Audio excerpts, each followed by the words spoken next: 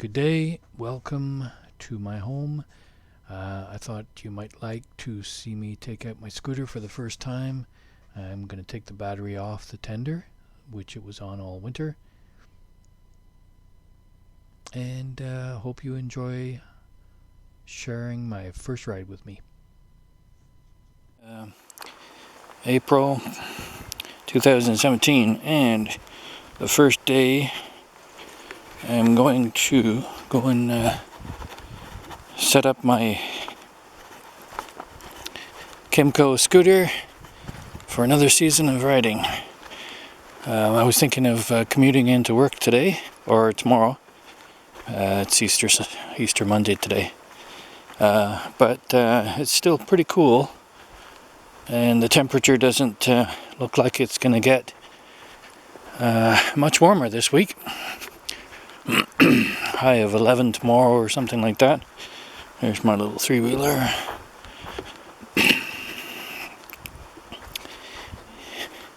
And here is my project bike that I bought earlier this year.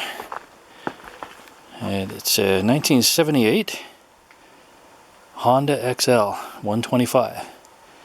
And as you can see, it needs a lot of work and parts, but that's my project bike. I've got the top end to do. I've never done this before, so it should be a great exciting prospect to get that done. It's a beautiful little bike, and it will be great, but that's another video another time. For now, it's my scooter, which has been undercover since last fall.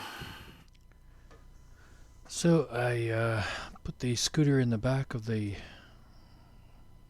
workshop for the winter, covered it up, and it's kept quite well. I have a log under the center part, as you can see, to keep both tires up off the cement, so that it doesn't create any flat spots.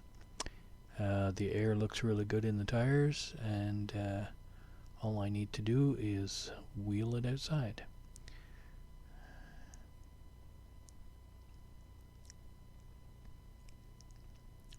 It's not a very large workshop, so it's good that I actually enjoy small bikes and scooters, because this one was in the back, and I had the Honda XL in front of it for the winter, and I still had room to work around on odds and ends, my projects.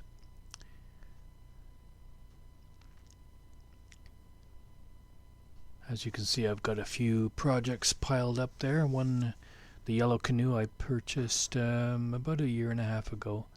I need to do the redo the gunnel on that. So it's not just scooters I'm into and bikes, it's a little bit of everything.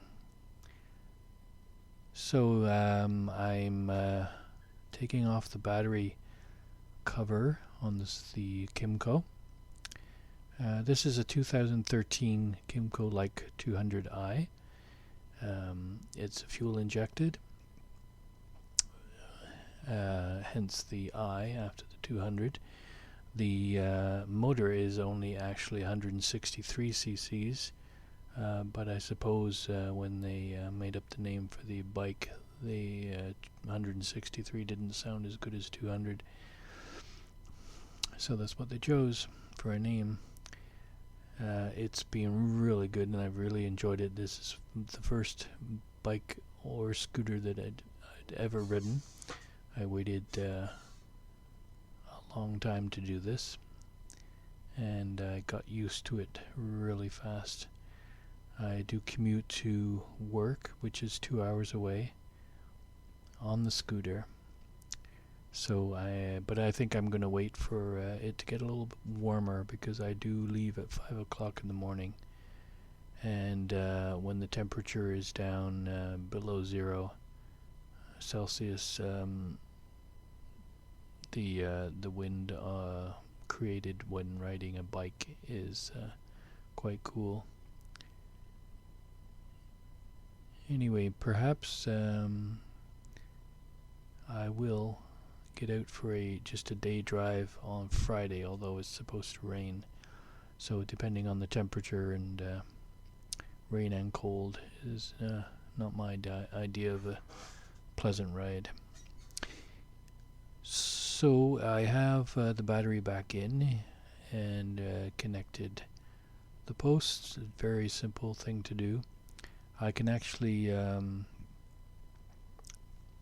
hook up the tender directly to the battery and not take it from the bike, but I don't have continuous power in my shed, so I decided to take it in. It would keep it warmer anyway, so over the winter, because it is a long cold winter.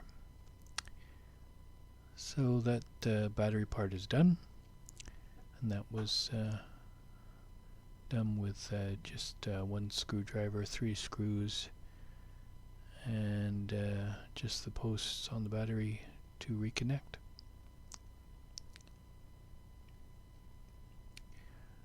The bike obviously needs a wash, but I decided not to wash it today. I didn't want odds and ends to get frozen up by spraying it all over. I popped the seat here, and underneath the seat I have a storage compartment and the gas tank. I did fill it before the winter, and I added an additive to it. I did the oil change before I put it away for the winter as well, but I will do a double check fast on the oil.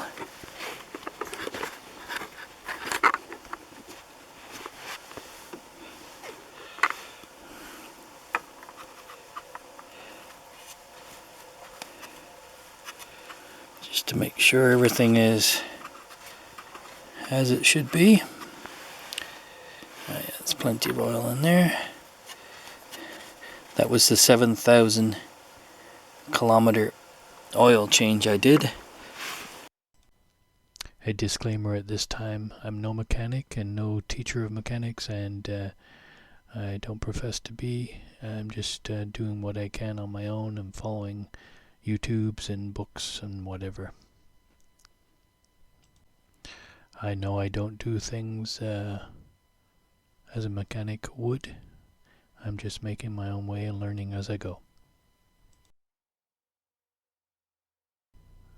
I also take this time to check all the nuts and bolts on the bike and the screws, because I travel across so many bumpy roads, gravel, potholes, what have you. The bike does shake, and nuts and bolts may have a tendency to come loose. That one there just needed a little bit of tightening, as you can see. Last year, after coming back from one of the back road trails trips, the one of the bolts that holds on the front fender came completely off. The nut had worked its way loose, and so on the way to work one morning, the fender slipped down and was rubbing on the front tire. Luckily, I was pulled over into a McDonald's or something at the time, and as I started off, I felt this or heard this scraping. So that was just a matter of taking off the other bolts and taking the fender off, throwing it in the back. Actually, I think I tied it down to the seat with one of the mesh cargo straps I have, and I drove to work like that, which was fine and easily done. I did repair that after by gluing and attaching another bolt system, and it seems to be working fine. But it just leads me to remember to check all the nuts and bolts once in a while, which is also recommended by many people online.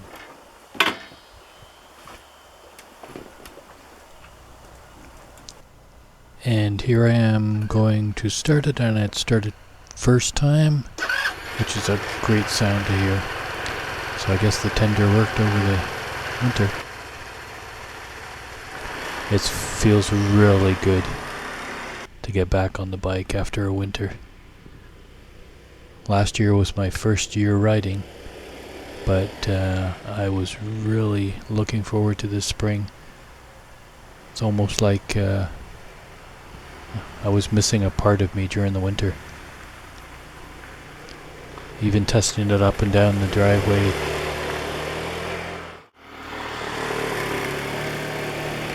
But this is just on our laneway. And boy, did it feel good. So I'm glad I shared this with everybody. Hopefully you enjoyed it too. I know I did, and I can't wait for my first real ride.